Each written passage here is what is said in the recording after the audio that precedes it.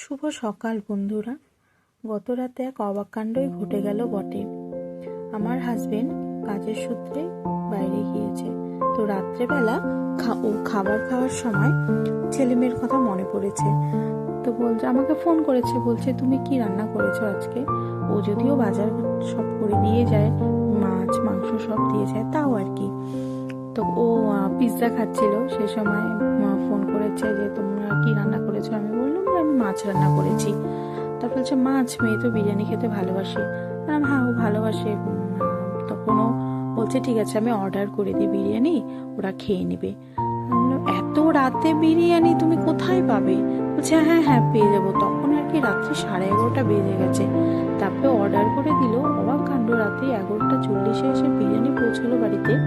আসার পর আমি প্যাকেট খুলে মুখে দিয়ে অবাক, এত রাতে এত ভালো বিরিয়ানি, কোয়ালিটি কোয়ান্টিটি, চিকেনের পিস কোনো কিছুতে কম্প্রোমাইজ নেই। দেখতেই পাচ্ছ। এই যে মেয়ে এসে হামলে পড়লো বিরিয়ানির উপর। মেয়ে খেয়ে তো অবাক, বলছে মিমি এত ভালো বিরিয়ানি। ছেলে আবার বলছে যে মিমি এত রাতে এত টেস্টি বিরিয়ানি, আর চিকেন এতগুলো করে দিয়েছে।